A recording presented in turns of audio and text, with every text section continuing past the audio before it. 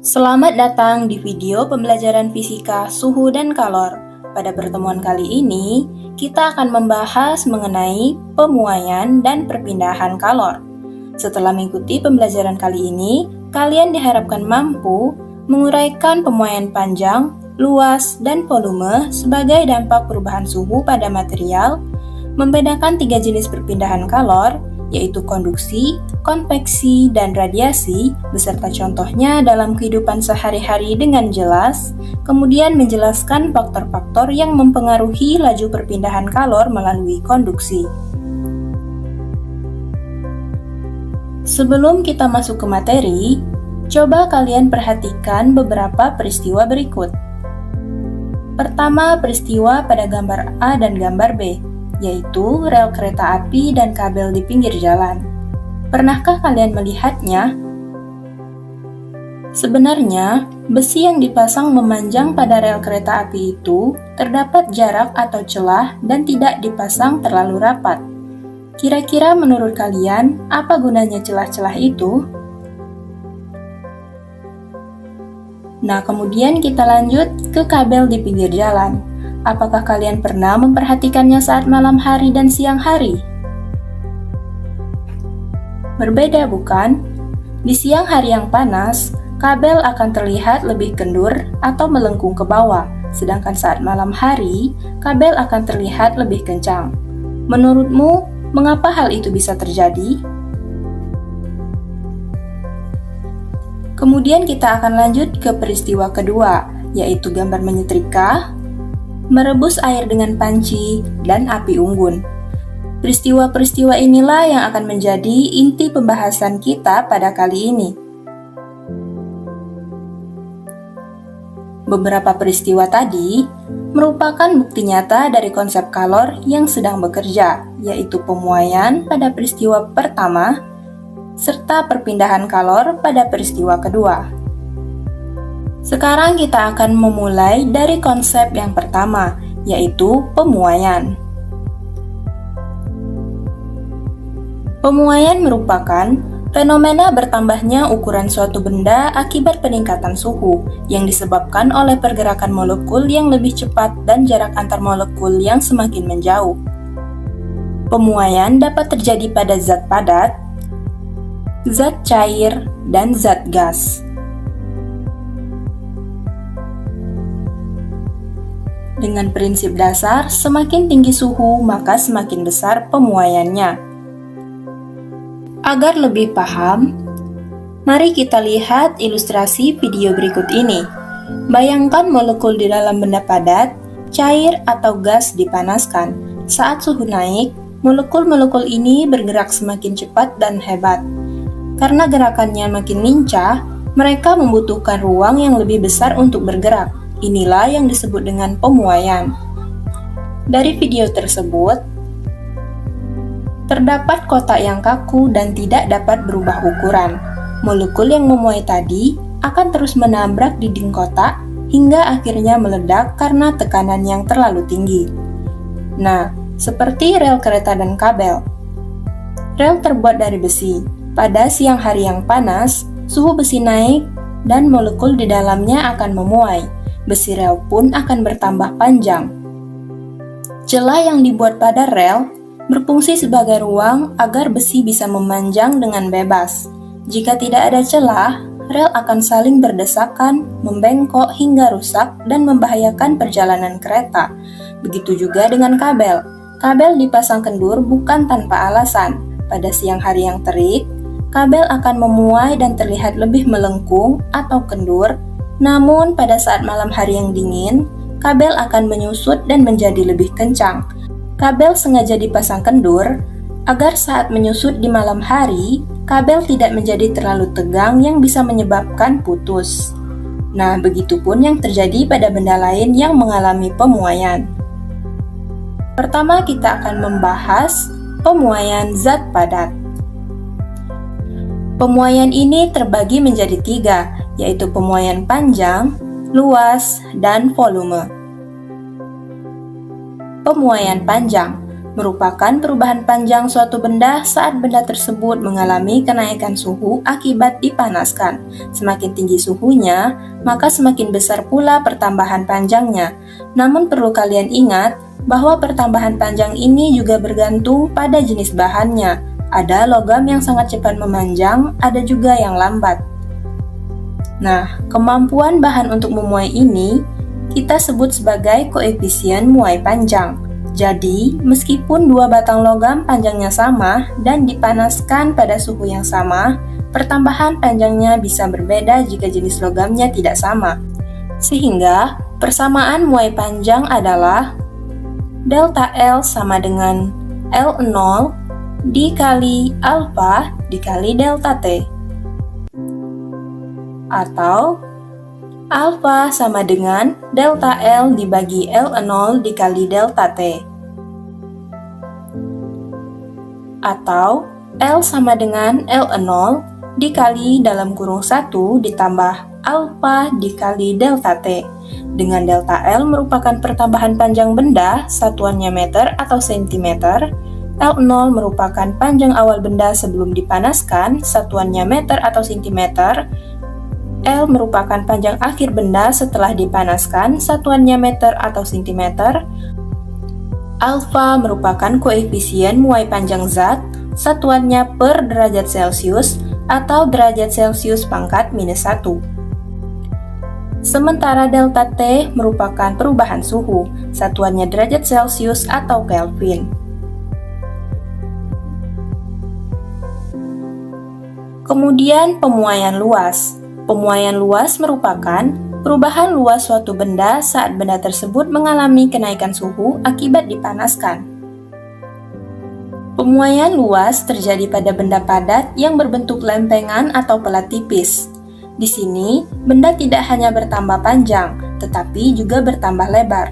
Contoh nyata adalah pemasangan kaca jendela. Sebenarnya tukang kayu selalu memberi celah atau melonggarkan bingkai kayu pada jendela. Karena pada siang hari yang terik, kaca akan memuai ke segala arah sehingga luasnya bertambah. Jika bingkainya terlalu pas, kaca yang memuai akan tertekan oleh bingkai dan dapat menyebabkan kaca menjadi pecah. Sama seperti pemuaian panjang, laju pemuaian luas ini juga punya angkanya sendiri yang disebut dengan koefisien muai luas. Uniknya, nilai ini besarnya tepat 2 kali lipat dari koefisien muai panjang karena benda memuai kedua arah, yaitu panjang dan lebar. Sehingga, persamaan muai luas adalah delta A sama dengan A0 dikali beta dikali delta T, atau beta sama dengan delta A dibagi A0 dikali delta T, atau A sama dengan A0 dikali dalam kurung 1 ditambah beta dikali delta T. Dengan beta merupakan koefisien muai luas sama dengan 2 kali koefisien muai panjang. Delta A merupakan pertambahan luas benda, satuannya meter kuadrat atau sentimeter kuadrat. A0 merupakan luas awal benda sebelum dipanaskan, satuannya meter kuadrat atau sentimeter kuadrat. A merupakan luas akhir benda setelah dipanaskan, satuannya meter kuadrat atau sentimeter kuadrat. Beta merupakan koefisien muai luas zat, satuannya per derajat Celcius atau derajat Celcius pangkat minus 1. Delta T merupakan perubahan suhu, satuannya derajat Celcius atau Kelvin. Yang terakhir, ada pemuaian volume. Pemuaian volume adalah perubahan volume suatu benda pada saat benda tersebut mengalami kenaikan suhu akibat dipanaskan. Kalau tadi panjang cuma satu arah, luas dua arah, atau panjang dan lebar, maka volume ini terjadi ketiga arah sekaligus, yaitu panjang, lebar, dan tinggi. Bayangkan kalian memanaskan sebuah bola besi atau kubus logam. Saat suhunya naik, bola itu tidak cuma makin panjang atau makin lebar, tapi ukurannya secara keseluruhan jadi makin gendut atau besar. Seluruh ruang di dalam benda itu bertambah luas karena memuai ketiga arah. maka koefisiennya yang disebut dengan gamma atau nilainya adalah 3 kali koefisien muai panjang. Contohnya saat kalian kesulitan membuka tutup logam yang terlalu rapat. Salah satu triknya adalah kalian dapat menyiram tutup logam botol tersebut menggunakan air panas. Saat disiram, tutup logamnya akan memuai volumenya atau menjadi sedikit membesar sehingga cengkeramannya ke botol dapat melonggar dan akan lebih mudah untuk dibuka. Persamaan muai volume adalah delta V sama dengan V0 dikali gamma dikali delta T, atau gamma sama dengan delta V dibagi V0 dikali delta T, atau V sama dengan V0 dikali dalam kurung 1 ditambah gamma dikali delta T, dengan gamma merupakan 3 kali koefisien muai panjang. Delta V merupakan pertambahan volume benda, satuannya meter kubik atau sentimeter kubik. V0 merupakan volume awal benda sebelum dipanaskan, satuannya meter kubik atau sentimeter kubik. V merupakan volume akhir benda setelah dipanaskan, satuannya meter kubik atau sentimeter kubik. Gamma merupakan koefisien muai luas zat, satuannya per derajat Celcius atau derajat Celcius pangkat minus 1. Dengan delta T merupakan perubahan suhu, satuannya derajat Celcius atau Kelvin. Nah, setelah kita membahas mengenai pemuaian pada benda padat, bagaimana dengan zat cair seperti air atau minyak? Nah, disinilah kita akan membahas mengenai pemuaian zat cair. Berbeda dengan benda padat yang bisa memuai panjang atau luas, zat cair hanya mengalami pemuaian volume. Mengapa? Karena zat cair tidak mempunyai bentuk yang tetap, bentuknya selalu mengikuti wadahnya. Pernahkah kalian mengisi teko atau panci dengan air sampai benar-benar penuh? Lalu, saat direbus airnya tumpah atau meluap, padahal belum mendidih? Itulah bukti dari pemuaian zat cair. Air di dalam panci itu memuai volumenya lebih cepat daripada pancinya sendiri, sehingga dia meluap keluar karena wadahnya sudah tidak muat lagi. Namun, bicara soal zat cair, ada satu rahasia alam yang sangat spesial pada air, yang disebut dengan anomali air. Umumnya semua benda, terutama yang cair, kalau dipanaskan akan mengalami pemuaian, namun berbeda pada air. Air memiliki perilaku aneh, yaitu saat air bersuhu 0 derajat Celcius dan dipanaskan hingga mencapai 4 derajat Celcius, sebenarnya volume air bukan malah membesar, melainkan justru menyusut atau mengecil. Baru setelah melewati suhu 4 derajat Celcius, air akan kembali normal dan akan memuai seperti zat lainnya. Nah, kita lanjut ke yang terakhir, yaitu pemuaian gas. Gas adalah juaranya dalam urusan memuai, karena gas memuai jauh lebih besar dibanding zat padat maupun zat cair. Seperti air, gas juga hanya mengalami pemuaian volume. Contoh paling gampang yang sering kita lihat adalah balon udara. Udara atau gas di dalam balon dipanaskan agar memuai. Saat memuai, udara tersebut menjadi lebih ringan sehingga massa jenisnya mengecil sampai balonnya bisa terangkat ke langit. Atau contoh yang lebih dekat, jangan pernah meninggalkan ban yang dipompa terlalu keras di bawah terik matahari terlalu lama. Udara di dalam ban bisa memuai sangat kuat sampai bannya bisa meletus. Itu terjadi karena gas di dalamnya mendesak ingin keluar akibat volumenya bertambah drastis. Besarnya koefisien muai untuk semua jenis gas adalah sama, yaitu gamma sama dengan 1/273 derajat Celcius. Nah, khusus untuk pemuaian gas, ada aturan main yang lebih spesifik karena gas sangat dipengaruhi oleh tekanan dan suhu. Kita mengenalnya melalui 3 hukum utama. Pertama yaitu ada hukum Boyle, hukum Charles atau hukum Gay-Lussac, dan hukum tekanan.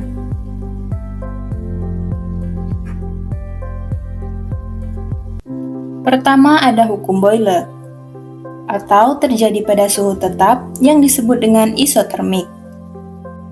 Hukum Boyle menyatakan pada suhu tetap, volumenya berbanding terbalik dengan tekanannya. Kalian dapat membayangkan saat misalkan kalian menekan pompa sepeda yang lubangnya tertutup, saat kalian tekan atau tekanannya naik, ruang di dalamnya semakin sempit atau volumenya akan menjadi kecil, padahal suhunya tetap. Inilah yang disebut dengan proses isotermik pada hukum Boyle. Sehingga, persamaan pada hukum Boyle berlaku T1 sama dengan T2. P1 dikali V1 sama dengan P2 dikali V2. Atau P dikali V merupakan konstan, di mana P merupakan tekanan gas, satuannya atm atau Pascal, dan V merupakan volume gas, satuannya meter kubik atau liter. Kedua ada hukum Charles atau Gay-Lussac. Pada tekanan tetap atau isobarik. Hukum Charles atau Gay-Lussac menyatakan pada tekanan tetap, suhu suatu gas berbanding lurus dengan volumenya. Di sini, tekanannya yang dijaga tetap. Contohnya adalah balon udara tadi. Saat gas di dalam balon dipanaskan atau suhunya naik, gas itu akan memuai dan volumenya akan bertambah besar. Jadi, pada tekanan yang stabil, volume gas akan selalu mengikuti kemana suhu pergi.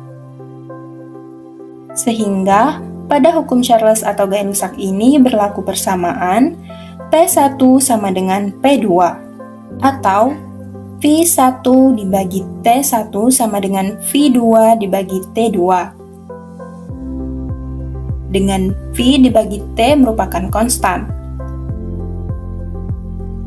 T pada hukum ini merupakan suhu mutlak dengan satuan Kelvin. Kemudian ada hukum tekanan dengan volume tetap atau isokorik. Hukum tekanan menyatakan bahwa pada volume tetap, suhu suatu gas berbanding lurus dengan tekanannya. Di sini, volumenya yang tidak boleh berubah, alias gas dikurung dalam wadah yang kaku. Contohnya adalah panci presto atau ban motor. Karena gasnya tidak bisa memuai keluar atau volumenya tetap, maka saat suhu naik, gas itu akan menekan dinding wadahnya semakin kuat. Inilah mengapa suhu yang terlalu tinggi bisa membuat tekanan gas meningkat drastis dan memicu ledakan. Sehingga pada hukum tekanan berlaku persamaan V1 sama dengan V2, atau P1 dibagi T1 sama dengan P2 dibagi T2, dengan P dibagi T merupakan konstan. Sekarang kita akan masuk ke konsep selanjutnya, yaitu perpindahan kalor. Perpindahan kalor merupakan proses berpindahnya energi panas atau kalor dari benda bersuhu tinggi ke benda bersuhu lebih rendah. Energi ini bergerak secara alami untuk mencapai keseimbangan suhu. Terdapat 3 jenis perpindahan kalor, yaitu konduksi, konveksi, dan radiasi. Pertama ada konduksi, merupakan proses perpindahan kalor yang terjadi pada suatu zat tanpa disertai perpindahan partikel-partikel dari zat tersebut, atau hanya panasnya yang berpindah, sementara zat atau bendanya tetap dan tidak berpindah. Konduksi umumnya terjadi pada zat padat, terutama yang bersifat konduktor. Benda terbuat dari 2 jenis sifat bahan, yaitu konduktor dan isolator. Konduktor merupakan bahan dengan sifat penghantar panas yang baik atau yang mudah mengalirkan panas. Contohnya, bahan yang terbuat dari besi. Disinilah terjadi perpindahan kalor secara konduksi, seperti saat kita memegang wajan yang dipanaskan. Akan terasa panas, bukan? Hal tersebut karena wajan terbuat dari bahan yang bersifat konduktor. Kemudian isolator. Isolator merupakan kebalikan dari konduktor, yaitu merupakan bahan dengan sifat penghantar panas yang buruk atau tidak mudah mengalirkan panas. Contohnya bahan yang terbuat dari kayu, plastik, dan kain. Nah, itulah kenapa di wajan tadi biasanya dipasang gagang yang terbuat dari bahan isolator ini, agar kita tidak kepanasan dan kesusahan apabila ingin memindahkan wajan yang panas ke tempat lain. Sehingga persamaan dari konduksi adalah H sama dengan Q dibagi T sama dengan K dikali A dikali delta T dibagi L. Dengan H merupakan laju perpindahan kalor, satuannya joule per sekon atau watt. Q merupakan kalor yang berpindah atau merambat, satuannya joule. T merupakan waktu, satuannya sekon. K merupakan konduktivitas termal zat, satuannya watt per meter Kelvin atau watt per meter derajat Celcius. A merupakan luas penampang, satuannya meter kuadrat. Delta T merupakan perubahan suhu, satuannya Kelvin atau derajat Celcius, dan L merupakan panjang atau tebal benda, satuannya meter. Kemudian kita akan lanjut ke konveksi. Konveksi merupakan perpindahan kalor yang terjadi pada suatu zat dengan disertai perpindahan partikel-partikel dari zat tersebut. Konveksi umumnya terjadi pada zat cair ataupun gas. Contoh aplikasi konsep perpindahan kalor secara konveksi dapat kita lihat pada cara kerja hair dryer dan AC. Pada hair dryer, udara atau gas di dalam alat dipanaskan, lalu akan ditiup keluar oleh kipas. Gas yang panas itu akan berpindah secara fisik dari dalam mesin ke arah rambut, sambil membawa energi panas. Karena partikel udaranya bergerak, maka itulah yang disebut dengan konveksi. Kemudian pada AC, prinsipnya sama. AC akan menghisap udara hangat dari ruangan, kemudian mendinginkannya, lalu akan meniupkannya kembali ke seluruh ruangan dalam bentuk gas dingin atau udara dingin. Perpindahan kalor karena aliran udara ini adalah konveksi. Intinya, konveksi itu adalah perpindahan kalor yang selalu berputar. Yang panas akan bertukar dengan yang lebih dingin dan sebaliknya. Kemudian, pertukaran itu akan terus dilakukan secara berulang-ulang, sehingga persamaan konveksi adalah H sama dengan Q dibagi T sama dengan H dikali A dikali delta T, dengan H merupakan koefisien konveksi, satuannya watt per meter kuadrat Kelvin. A merupakan luas permukaan benda, satuannya meter kuadrat. Delta T merupakan perbedaan suhu antara benda dan fluida, satuannya Kelvin atau derajat Celcius.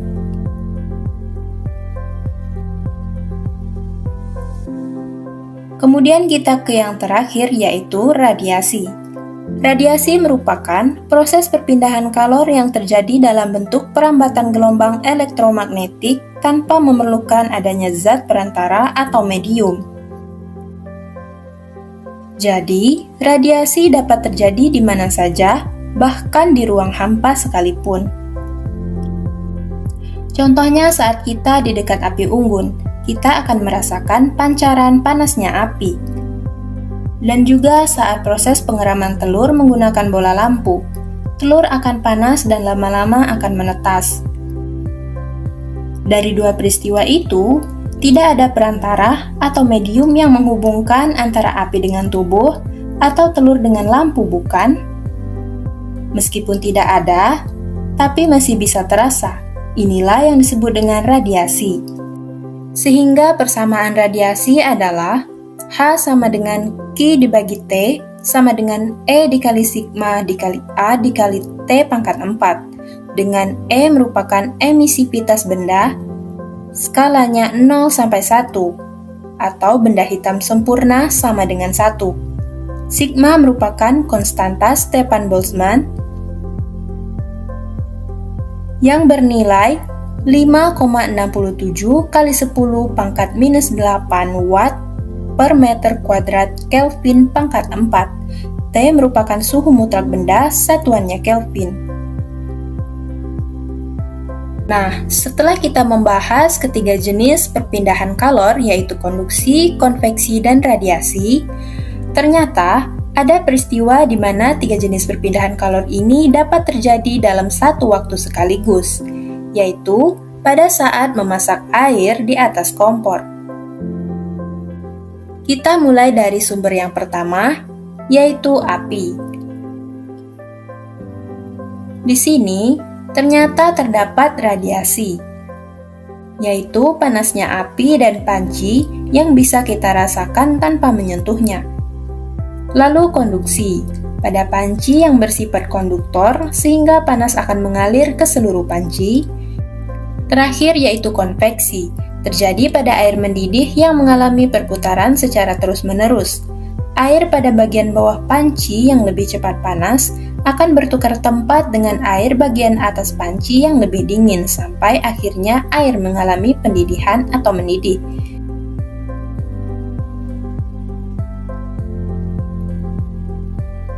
Jadi, dari pembahasan kita hari ini, kita sudah tahu bukan, kalau pemuaian itu ternyata terdapat tiga jenis, yaitu pemuaian pada zat padat, zat cair, dan zat gas, sementara perpindahan kalor ternyata juga terdapat tiga jenis, yaitu konduksi, konveksi, dan radiasi.